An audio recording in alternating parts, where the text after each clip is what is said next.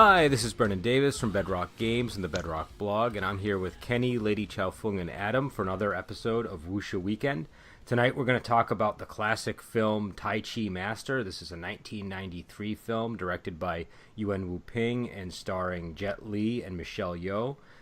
It's a really great movie, and I just want to get right into it and get people's opinions rather than give a quick overview of the plot. So why don't you guys just give me your initial reactions to the movie, and then we'll sort of dive in and discuss it further. Yeah, I really enjoyed the movie. I definitely have my doubts as to how accurate it is as a representation of Zhang Sanfeng and and the creation of Tai Chi and stuff. But I thought the movie itself was really good. I like the sort of dynamic between the two male leads and also the female leads as well. It's like one of them having a bit of a short screen time, really. But no, I really enjoyed the movie. I also enjoyed the movie. It kind of ruined one of my favorite actors, who I'm used to seeing as a hero. As a villain in this movie, just kind of threw me way off. But to me, that shows the versatility of this actor and why I like him so much. But I really liked the movie, even the little comedy bits that were in it. Yeah, this was just a really fun movie. I mean, it was very much a '90s style movie, and I feel like you said, Dion. I feel like the comedy was just the right level. It worked well with the movie. It didn't get too silly or anything, and it. I enjoyed this movie the whole way through. Yeah, and he was a really good villain, Lady Chow Fung. I thought that he really was. Yeah. Uh-huh. But yeah, so I guess the basic film is it's about the guy who is the originator of Tai Chi, and he starts out life as a monk in Shaolin, and the early part of the movie is spent at Shaolin Temple, and it's kind of almost a lot of Yuen Woo-Ping movies sort of have this where he sort of just like lingers in a location at the start. It's kind of like you get to kind of see their environment, and you have a number of things that happen to them, and so we get sort of the early life of Jet Li's character, who is Junbao, and he's paired up with another monk named Tianbao, played by Chin Siu-Ho, and they couldn't be more different. Tianbao is pretty vicious as a character. Like you don't realize quite how vicious he is early on, but there are definitely signs of it if you go back and watch from the beginning that he's a little bit of a sociopath. And Junbao is kind-hearted and abides by the rules and isn't really ambitious or looking to use other people as stepping stones in his career path. And what ends up happening is there's a contest to determine a promotion in Shaolin, and Tianbao really wants to win the contest. And during the match, the other guy, who's somebody that they've had an ongoing dispute with, throws powder in his eyes to cheat, but Tianbao reacts so violently to this. It's really interesting, because your first reaction when the guy throws the powder in his eyes is, that, like, you really want to see the guy get his comeuppance. But then when he gets his comeuppance, you're like, whoa, like, you're going way too far with this. And they end up getting reprimanded, and it comes out that Tianbao has secretly been learning the master's secret moves, and so they get kicked out from Shaolin. Much worse is going to happen to them, but their master steps in and makes it so they can just get expelled from the school, and then they have to go and live on their own. So we'll get into that in a moment, but what did you guys think of this earlier part of the movie?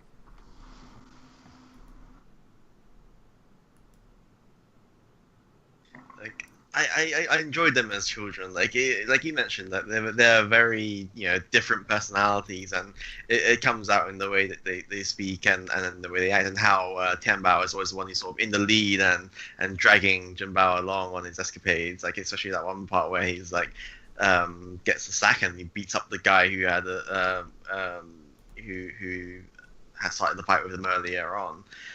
You can sort of see, like, Tian Bao is a very vengeful person, and he doesn't like getting slighted, and he will take revenge any way he can. And it seems innocent enough. You'd think, oh, maybe you can attribute it to sort of like childish behavior, but as you watch the movie, you sort of realize that this is like one of the big sort of signs that he is just, like you said, a sociopath.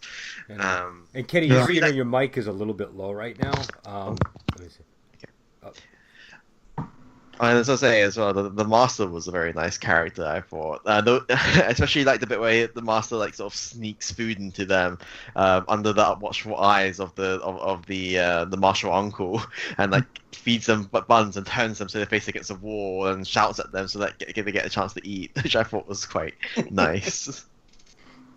Yeah, I thought the people playing the kids in this, I mean, it was seamless from the child actors to the adult actors in this, which is always good. You just had a good sense of the personalities, and they felt consistently like the same people as the movie went forward. And but yeah, I think to a degree you don't get as much of a sense. I mean, it's easy to write off Tian Bao's behavior because he's mainly interacting with Junbao, who like never really opposes him in any way. So his ruthlessness is he doesn't have as much need to be ruthless aside from those couple of incidences you mentioned. And it's once we start seeing him out in the world that it really becomes apparent. I kind of disagree with Adam a little bit, in that I think that for me, the whole Shaolin experience was a setup to see what would happen later. I really got the early sense that something was not right with Jin Bao at the beginning, because the way he was bullying Jin Bao was like, you're a little off. There's something wrong with you, and I hope these monks can like temper you, and this is the right setting for you. I guess it comes from my being a teacher and seeing this kind of behavior in school every day. So I was hoping that Tian Bao would be tempered by the Shaolin experience, but the bully just comes out more and more and more in him as he gets older in Shaolin. But I like the whole setup of the way they built the background of these two characters and the relationships, and how they had their master was very kind to them. He wanted the best for them, but I think he also sensed that there might not be something all there with Jin Bao. But but when he delivered the vicious beatdown on a fellow monk just because he wanted to be promoted, that was like, there was killing intent in those moves. There was, definitely. It was like, you definitely got to keep an eye on him. Well, I think to an extent I kind of fooled myself, because I got the feeling early on with the interaction with the master and stuff. I thought they were setting him up for some kind of redemption arc, like he's kind of gonna go off a bit, but he's gonna come back around. And like as the movie went on, I was more and more thinking, okay, I don't think he's gonna come around. I think I can sort of see where you're coming from, because I think what they do in this movie is, number one, you're a lot of what you're reacting to is Junbao's reaction and the Sifu's reaction to him, which is largely either fatherly or positive in some way. And there are also these moments where you keep wanting Tian Bao to you want him to be a good guy. Do you know what I mean? Because things will work out so much better if he is. And he kind of seems okay from now and then, but there's always this like little glimmer in his eye that makes you uneasy.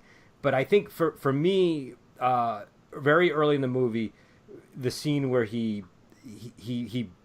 the Sifu says, "This is Junbao. He's your senior. You have to listen to what he says." And then as soon as the teacher's gone, he basically says, "No, I'm when nobody's around, we'll act like I'm the senior here." And in martial arts, that's like seniority and doing what the master tells you to do, and those are really important things. And so the fact that this kid just immediately breaks that rule, to me, is like a really bad sign.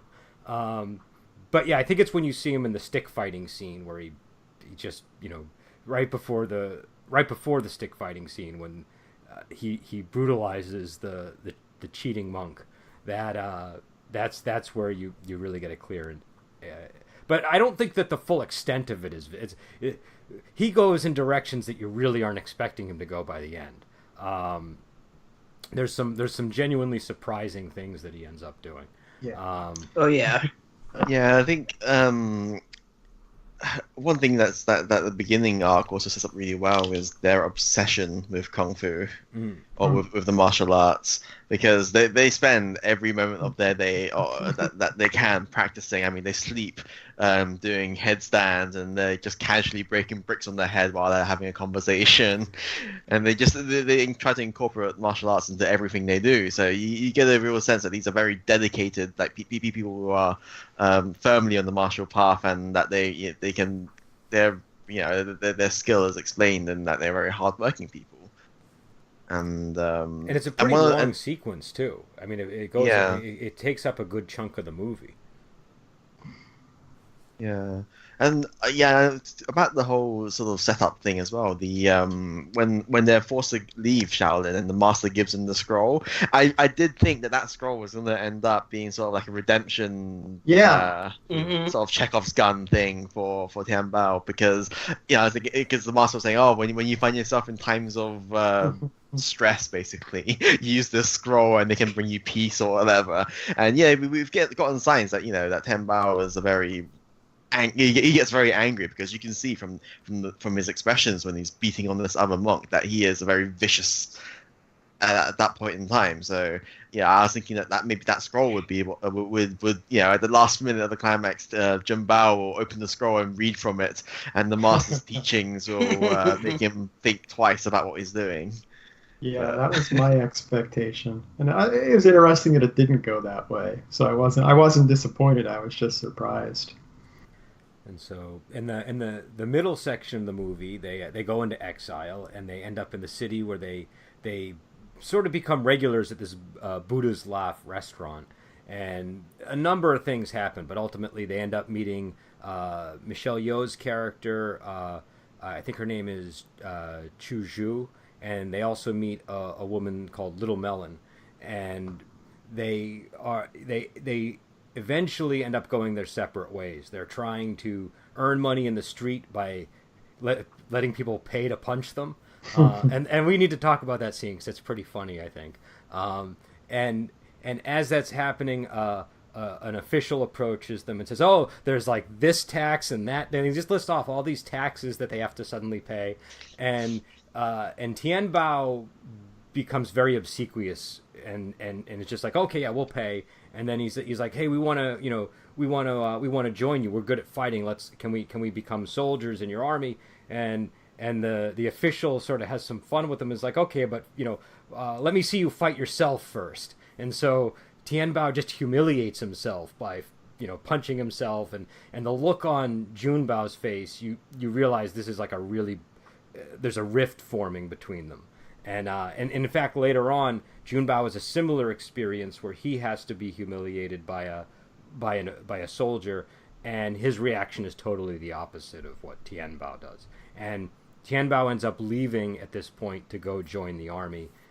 Jun Bao ends up staying with the restaurant, and a lot of stuff happens. But ultimately, Tian Bao ends up betraying them in order to advance through the ranks of the military by luring them to the camp, letting them think that they're gonna be able to have an easy assassination against the governor of the region, a eunuch named Governor Liu, and he tells them that they're like going to be out on a military maneuver or something, and then when they arrive, the whole army is there waiting for them, and this results in Michelle Yeoh's character being captured, and in Little Melon being captured, and Jet Li making a narrow escape with Priest Ling, who's like a Taoist priest that kind of hangs out at the restaurant that he's part of, and so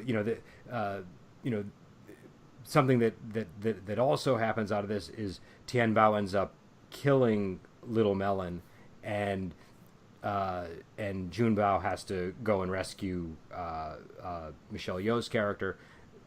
And during the rescue, things sort of get reversed, and she ends up rescuing him when he gets into trouble. And there's a prolonged period where Junbao goes crazy from the sort of the aftermath of the betrayal, and that's there's more after that, but I want to talk about the sort of the middle section of the movie. What do you guys think of the all the stuff that happens leading up to the final confrontation? I thought the splitting up of Junbao and Tianbao was actually pretty sort of natural feeling. Like when they got to that point, you could already see that they had very differing philosophies in life, and they were destined for sort of different paths. Like despite the fact that they were such close friends and stuff, like it just from the way Tianbao reacted to having to sleep on the floor of a restaurant, it was just like he was not happy at all. You could tell, like and from some sort of like muttering to himself, I think he says something like, "Oh, I can't deal with this poverty-stricken lifestyle," or something along those lines. And you know that's going to cause a difference, the difference in opinion between the two of them. But I didn't expect him to stoop quite as low as just to basically debase himself in front of the guard captain or the unnamed eunuch. I don't think he was actually named, was he? No, he had a name. It was, I think, He-kun, or let me see if I can find it.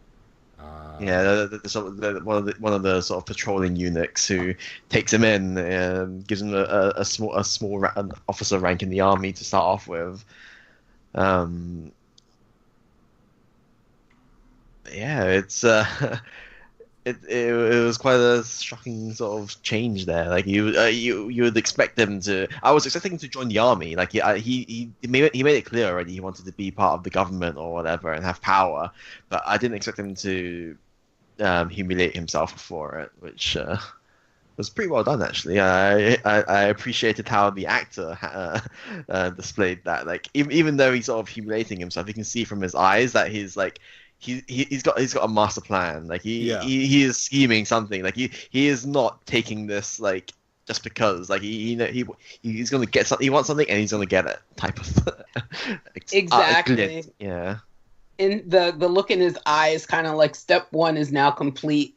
I'm going to be in the army. I'm on my first step of many to getting to the top of this military heap, and the separation was natural and you could see it coming with especially with the lines that they said to each other along the way. Junbao is saying that he wants to work hard and let's go earn some money, and Qinbao is all about no, let's go take the money, and so you can see that they're definitely going to go their separate ways.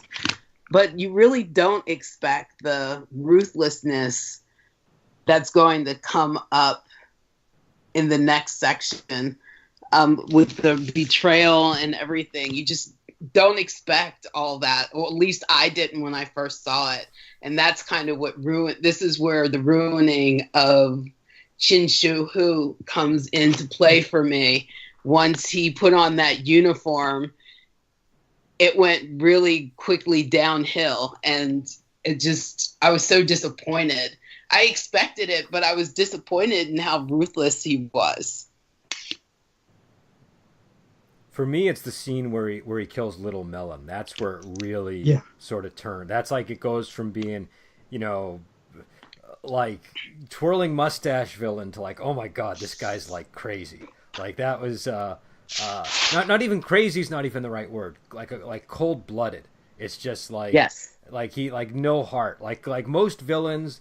The least, because he was kind of going down that path where like, okay, he betrayed them, but he then tried to sort of save her and bring her to his tent, and he was going to try to smooth things over with her, but then when the eunuch comes in and kind of belittles him for being having difficulty handling this woman, and then expresses concern that he has a rebel in his tent, he just kills her like that, like doesn't even think about it. And Yeah, he has not. There's not one moment in the movie where he has any remorse or questioning about yeah, any of his betrayals or anything. He yeah, just, yeah, and him saving her is just, well, he wants to have the girl. It's like it's nothing. There's nothing even really selfless in that either. It's, yeah, it was pretty surprising. yeah. I thought that was a pretty shocking death in the movie, and also because her Yeah. character was very lively. She was like a very sort of energetic type of character, and so to just have her just die like that, it just seemed very.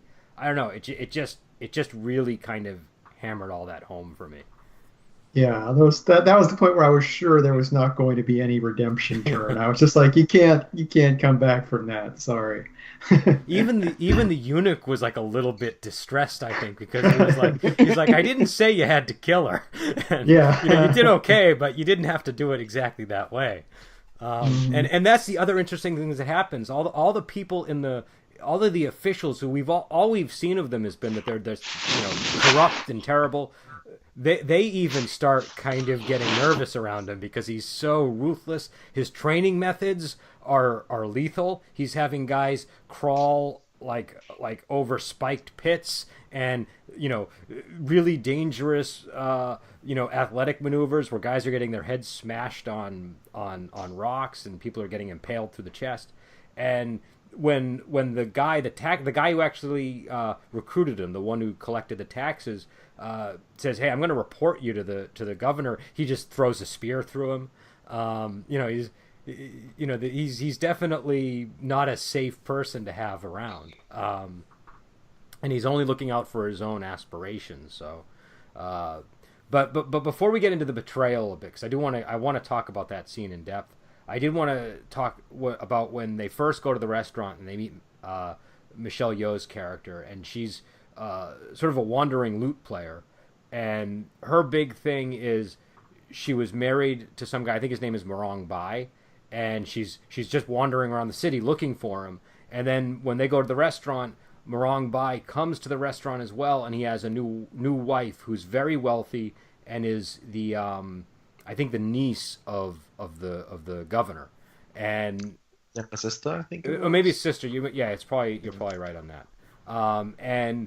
And so so what we learn is that Michelle Yeoh's character used to be married to this guy, and that he basically left her because he met this wealthy connected woman, and he publicly humiliates her, and then so she had so there's a big fight, number one, between her and the new wife, and it ends with her being smashed over the head by her ex-husband, and then she falls into kind of a stupor and malaise, and Junbao helps her to overcome this, and this becomes important later on when Junbao has his own sort of low point following the betrayal.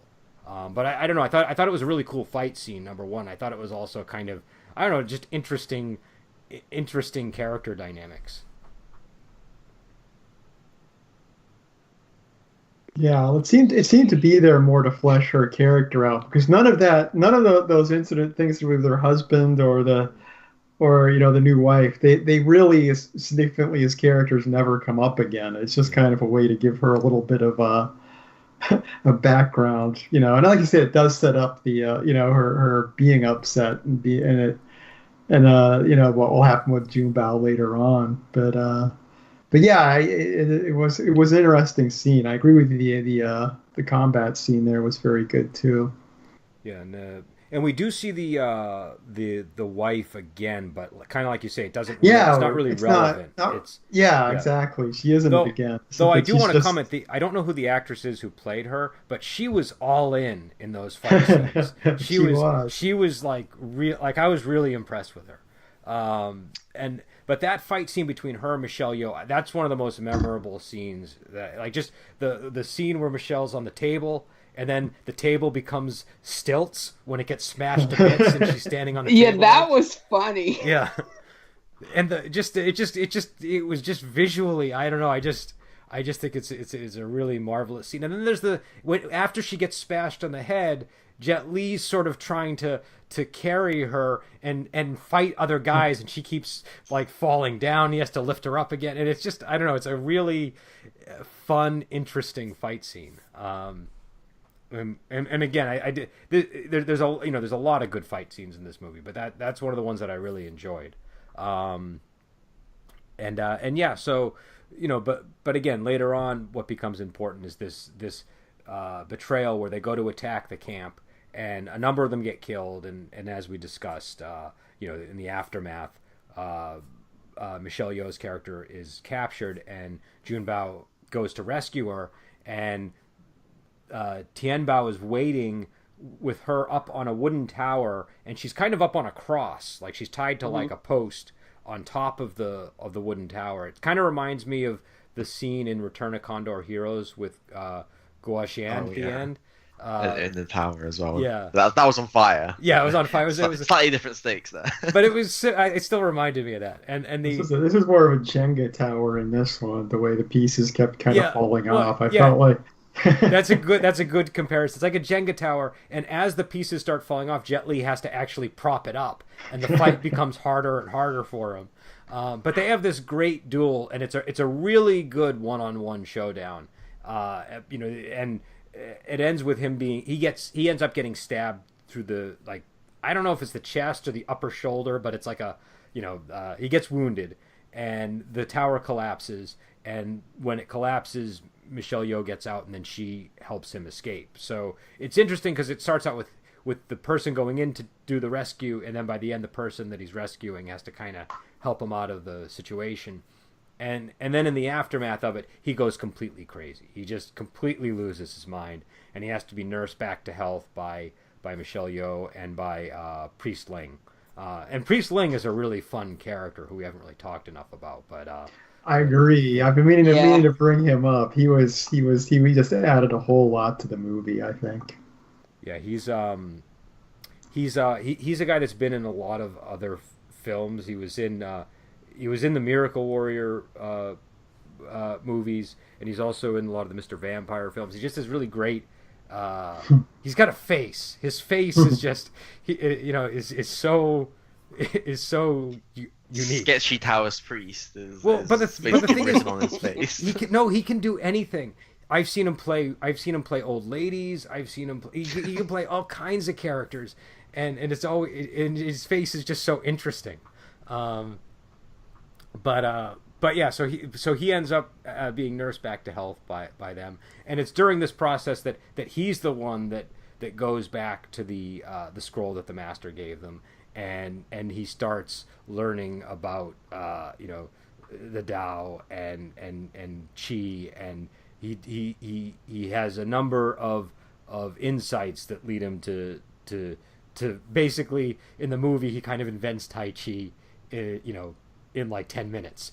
But it's really well done, I think. I think because they lay the groundwork for it during the whole movie. The ball that he sort of uses to understand the Tao, that's introduced very early in the movie by Priest Ling, and you almost don't notice it because Priest Ling is such a goofy character. He's just like, oh yeah, here's a ball, and everything in the world is round, the sun, the moon, it's all connected, but he's like this, like you said, he's a sketchy Taoist priest, so nobody really takes him all that seriously. I just want to point out that when the priest did introduce the ball, I think it was a pun because the word he used in Cantonese also means profound, but the word profound also means the same as a ball. So it's like, oh, everything is brown, very profound, but as long as you can hold it, it's all fine. It's like, oh. But yeah, so that's one of the things I don't think came across in the translation, but it was that definitely did not come up in the translation. No, not at all. But that's interesting. That it does add a whole other dimension to it. And so he through this ball and through the scroll and through a bout of madness and through the nurturing of Michelle Yeoh's character, who's reciprocating his earlier assistance when she was sort of falling apart and trying to drink her problems away. He has this insight, and then he becomes the master of this style. And he goes and he confronts Tien Bao, and it's an amazing showdown. And Jet Li is, I think, at the top of his game in this final confrontation. Like, the number one, the way that they sort of visually depict the Tai Chi to me is just marvelous. It's this, and I think with Jet Li being the vehicle for that, it's just unbelievable to watch. Just every movement is amazing. It's one of the reasons why I love this film so much. You can sort of sit there and you can watch Jet Li shake his shoulders for like hours at a time, and it's engaging. That's just the opening scene of this movie, when it's kind of got the scene of Jet Li kind of leading the whole group through the Tai Chi maneuvers. It's like nothing. It's just them kind of practicing the poses and so on and going through. But it's like it's really engrossing just because it's so well done. I mean, I was just that scene alone, let alone the fight scene at the end. You can feel your blood pressure drop when you watch that scene. Yes, definitely. Yes. It's just something about the Tai Chi motions that when you look at it, like it's very, they're very right in that it follows the principles of the Tao, and you're moving in harmony with both yourself and with the surrounding types of things. It does convey like a sense of peace, like compared to like tiger style kung fu or whatever. It definitely has that sort of air of mysticism to it, in just the way that the movements flow into one another. Yeah, it's very graceful. It's a very great, and the way that it's shot and the music they put behind it and how it all kind of, and the way the movements are connecting to the rhythm. And I think Jet Li's just, supreme confidence in all the motions just really make it work. And in that final confrontation between him and Tian Bao, you just really feel that because Tai Chi is one of those things that's almost seems like a like when you think of Tai Chi, you think of like old people like practicing forms in the park and stuff. You don't necessarily think of it as a martial art. I know it is a martial art. There's Donnie Yen's mother actually has a school in Boston near me. But the thing that leaps to mind when I first think Tai Chi is usually, something not quite as martial, and to see it used this way is, I don't know, this was like my first. I saw this movie ages ago, and it had a really big impression on me, and it was when I first really became aware is like, oh, there's more to Tai Chi than just good health, and it's amazing to watch in that last sequence. So I don't know, what did you guys think of the final fight? I mean, it's a pretty long final fight. It kind of has a number of almost like sections to it, but I thought like both sides had a very good showing in the fight actually, because when Tian Bao sort of realized that he couldn't defeat this new style of Jun Bao, he had the clever idea of going the rope, because he could tell like that Jun Bao was sort of using the stability of the earth to sort of like shave the power of his attacks away, basically. Yeah. It's hard to, I don't know what I'm trying to say in English. I can visualize it in Chinese. It's one of those weird things. But by luring him onto a net, like he loses his stable footing and he can't quite keep a proper stance to redirect the energy from Tian Bao. So he's put at a massive disadvantage. But then the sort of the twist of Jun Bao having another revelation of how to properly utilize like all force can be used, and not just being firm on the ground. Like was a very impressive twist on there as well, I thought. Yeah, the and Tian Bao ends up when that doesn't work, just using deception, and his death is pretty, I don't know, what did you think of how he died? Where I thought he got what he deserved. And it's very rare that I feel that way about a villain at the end, but I really enjoyed watching him die. Do you feel like I feel like they were trying to remove responsibility for the death from Jun Bao, by because he did go through that whole like sort of philosophical thing where like it was like I think like 10 minutes before he was saying like all lives deserve to be lived or whatever it was, and that killing is bad. Okay. And so he doesn't kill him directly. He sort of spins him like a ball and throws him in the air, and he lands on the spear. Coincidentally, onto the spears of the soldiers that Tian Bao was training. Yeah. So it's kind of it's an indirect sort of kill, but it was interesting, and also it was I don't know. I just think that scene is great. Just everything about it works. Like the jump, the moving from section to section. The way that a lot of times in these movies, and I say this every once in a while, there's an explanation for why a guy is able to defeat another guy, like he's doing this or that, but you're not always able to really see the explanation, or if you are, it's not something that you really understand. It's just like, okay, there's like a visual shorthand for what's going on here, but here you really see how he's using the force of the opponent against them. And all of the martial arts principles are clearly on display, and so it just works for me on that level. Yeah, I thought the slow motion was really needed in this section because you were able to see the forces reverberate and go against the person who used it in the first place. So I thought it was perfect the way all the scenes at the end were shot. Yeah, I definitely would agree with that.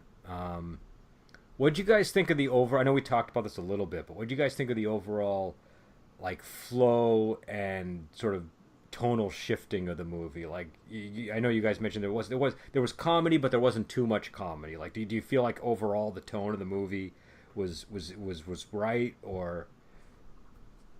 I thought it was right, and again, like I think I mentioned this like a couple of podcasts ago. So like this movie has a very distinct sort of 90s feel to it, in that there is that whole aspect of comedy included. When strictly speaking, it's not necessary, but they added some comedy in. The way the with the master in the beginning, the Taoist priest in the later half of the movie. And despite the fact that most of the movie was quite serious, these sort of like comedic moments do help break up the tension a little bit, and to not keep us so high strung. I think because it would be quite a dark movie without it otherwise. We got one guy going into PTSD after witnessing his fellow rebels being slaughtered because of his longtime friend and basically brother. And his recovery from that sort of dark, from those dark moments of his life, and and the end, having to end his brother's life with his own hands, sort of thing was, the comedy definitely helps there. And it's strange because I don't think like now I feel like if this movie was made nowadays it would be much grittier, and they'd probably try to take out as much of the comedy as they could. But I think that would suck out some of the heart if they did that. Because like the PTSD scene is played largely for laughs, but it still ends up having an emotional impact, just by the way that they sort of do it. Like there's a lot of slapstick in that section of the movie, but there's also a lot of moments where like Michelle Yeoh is sort of like she's reflecting back on when he helped her, and and these two characters are sticking with him despite all of these antics that he's sort of indulging in, and so it's interesting because you mentioned like her helping him, but when he's helping her, it's like when she's at her bottom too, drinking, that's also played for a lot of slapstick and laughs. So it's like basically every time a character bottoms out, they kind of go to a comedic place in showing it, but it still works regardless. And when they do shift, they fully commit to the shift. I noticed that. Like there's no sluggishness, but like the music, the actor, and everything just fully shifts gears, and you can suddenly go from the laughter to all of a sudden like you're like, oh my god, what just happened, or wow, this is a super dramatic moment. So it's got there's a speed to it. I'm sorry, Lady Xiaofeng, were you going to say something?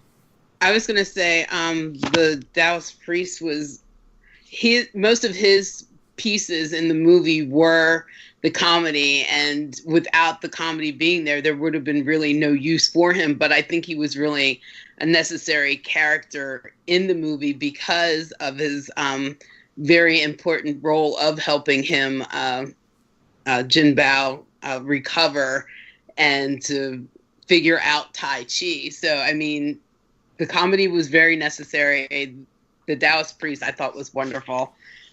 Especially I liked when he played dead at the beginning when they had their little revolt there, their little ambush that didn't work. And he was playing dead, and he just get up every now and then and kill somebody and lay down and play dead again, and just all his facial expressions. I think you're right about that. He is a wonderful face for expressive comedy. Yeah, I bringing that up. I just love the part when he first plays dead, where he finds the dead person next to him, just gets their blood. It's like wiping it all over his face, trying to be more convincing. Yeah, I mean, his comedy all came well out of his character too. He just was this funny character, so it felt very natural in the movie. Yeah, and I feel like they might have had to make him a Taoist priest because the main character, Jin Bao, we mentioned previously he's the person who invents Tai Chi, and he leads Wudang clan in most of the sort of contemporary sort of wuxia novel stuff, and he is famous as being a Taoist priest who, even historical records say that he lived 360 odd years, or was it, Brendan? It was something like that. It was something. Yeah, like he was a Taoist priest, and I feel like they wanted to sort of imply that this is his origin. He picked up Taoism from a random person on the street, and and this is how he became the leader of the largest sort of Taoist community in the future. And also I thought that the Taoist priest's reaction when he mastered it was kind of funny, where he's like, he's been doing it for 10 minutes and he's mastered it, and I've been doing it for my whole life, and I'm done. And the character was very endearing. It was and I think it's very easy to miss how important of a character he was. Just for the same reason that it's easy to miss that ball in the early stages of the film. But yeah, so I don't know. What were some of the other things that you guys thought about the movie? Oh, I did want to talk about the formation fight in the beginning of the movie, and it just totally occurred to me that formations are just an honorable way to gang up on someone. Well, you're saying formations are an honorable way? Are an honorable way, not necessarily actually honorable, but in a very hypocritical, honorable way of dealing with someone. Because as long as you can, mask it under, we're using a formation technique, it doesn't matter how many people you use, it's all justifiable. And I think that sort of stuff happens even in sort of Legend of Condor Heroes as well, right? Return of Condor Heroes, in the beginning when all the transcend priests are ganging up on Guo Jing, right? It's just he's only one person, but they sort of it's fine, we're using a formation, we need this many people to hold a formation, sorry. Well, it's kind of funny how they sort of will kind of equivocate on that at times. It's okay, but then you'll get characters like Lee Mocho who object to multiple opponents attacking them. I think, but I guess that is sort of. Well, you also notice in some of the formation scenes, I think it's when a lot of times they'll do the tactical formation, but they'll still engage one person at a time, and a lot of it is just because visually that is the only way to really do it, without having the good guy just get swarmed by everybody. But also it kind of makes sense that there would be this degree of honor, where people are. They're in formation, but they're still kind of adhering to this one-on-one. I think in this particular case, it's a very good demonstration of what a formation can actually do. I mean, it's not like they were engaging one-on-one here. They were sort of in phalanx formation, really. You have people with their sticks jabbing between the gaps, trying to catch the Junbao and Tianbao off guard, and you had them like throwing their sticks at them. I particularly like the way they sort of bent the sticks and sort of used that as like a sort of like a bow type of thing. They just like whang, making sticks. No, that was that was a really good scene. I think that was because. Oh, go ahead. Yeah, because I was gonna say like there are other sort of depictions of formations, like was it Dragon Gate Inn where there was a formation at the end and it was just really weird because they were sort of running really quickly and the guy was like, "Oh, I'm getting dizzy." Yeah. They were doing the circular. There's a name for it, but it's when they run around in circles around the guy. And there's even a movie. There's a movie with Cheng Pei. I can't remember which one it is. I'll have to look it up. But it's like one of the late '60s films she was in, where there's a massive number of formations where people are all in different colors and stuff, and it looks really cool. It's that circular formation where people are running around counterclockwise and then going clockwise.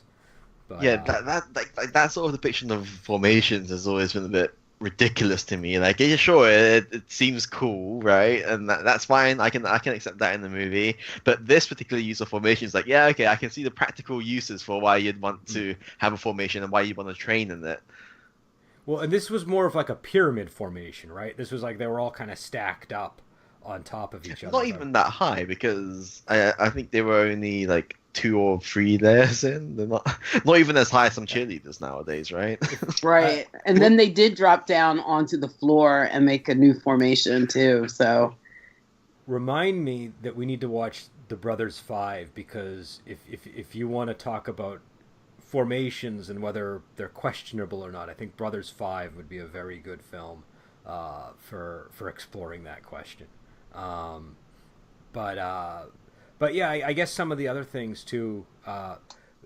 One of the things that I liked about this movie was how they used their hair growth as a way of kind of indicating time. So that, they start out as monks, so when they leave the monastery and they stop shaving their head, you know how long well, you don't know for sure, but you have a good idea of how long it's been if their hair is at a certain length, because they were bald at the start of the movie. So I thought that was kind of interesting because it really they're consistent with it. I think they and by the end of the film, Jet Li has a full head of hair. So he literally has to like grow into the character. Like he has to, it's kind of the reverse of what they do with the Tang monk in Journey to the West, Conquering the Demons, where he becomes the Tang monk by suddenly becoming bald. And this is like the reverse. He has to get his hair so that he can become the character. But yeah, I don't know. Anything else that we've forgotten about or haven't covered?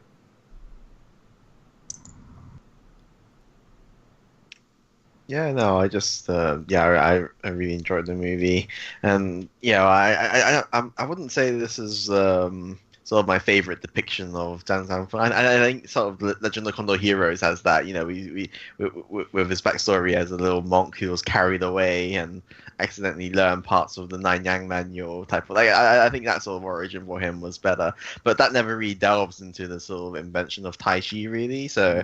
And I remember watching another TV series, like a TVB TV series of I can't remember who the actors were, which had it a bit more mystical. Like Junbao can talk to animals, and there was like an ancient tortoise who sort of taught him principles of like harmony and breathing and stuff. And eventually he learns Tai Chi, and that was a bit more fantastical. I don't know. I'd say this is probably one of the better depictions of the origins of Tai Chi, but it's also kind of short at the same time. So, I really enjoyed the movie, and I think this is well worth a watch. I agree. I totally like this movie. I think it's well worth the watch, and I like seeing the different characters. I wasn't used to watching Jet Li in movies, but this is the first movie I saw with him in it, and so that made me want to go and watch more of them. So I thought it was a great movie that really showcased his talent.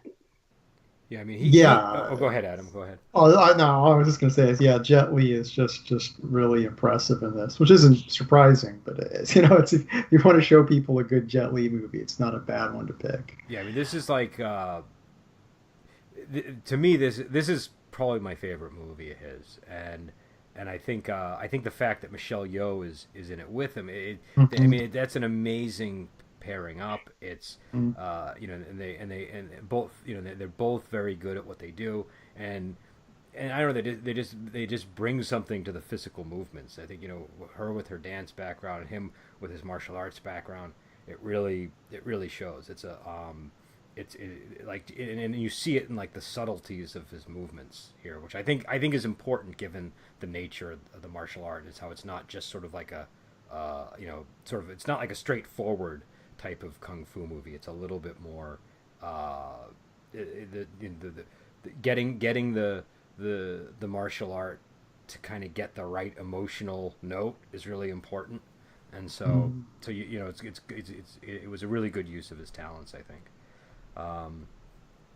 But yeah, I think I have a soft spot for this movie, and I probably have some nostalgia for it because I was really into martial arts when I first saw it. Like I was living the lifestyle, the martial arts lifestyle, and so it resonated with me, and I have very strong feelings for it as a result of that.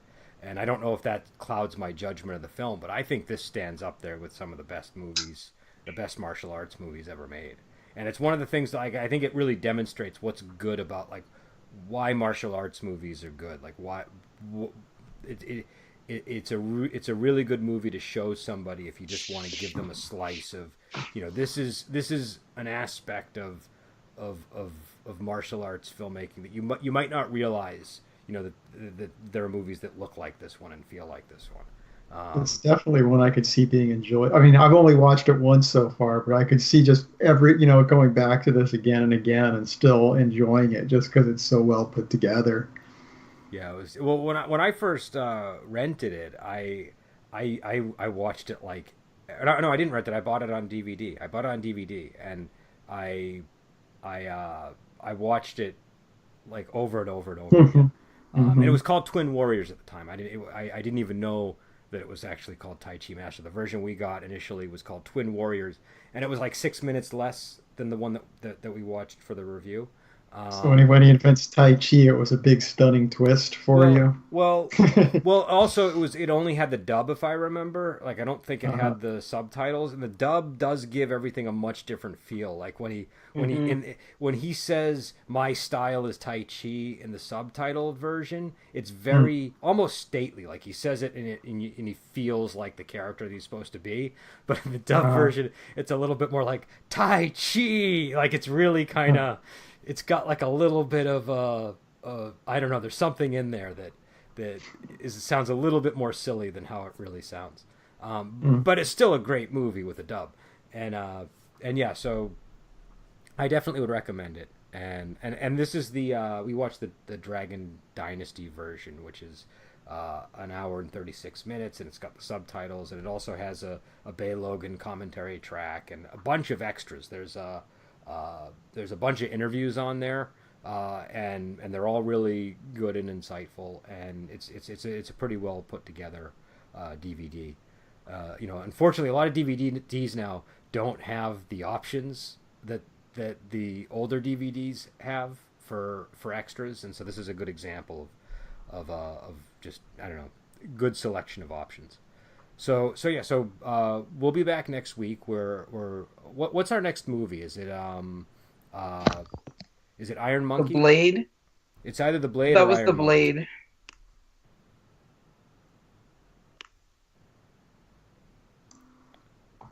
Yeah, it's one of the two. It's one of the two. So we'll be back next week with either The Blade or Iron Monkey, and also we have a special up a discussion about Iron Triangle movies that I put up about an hour ago that me and Lady Chow Fung did, where we talk about 5 different films.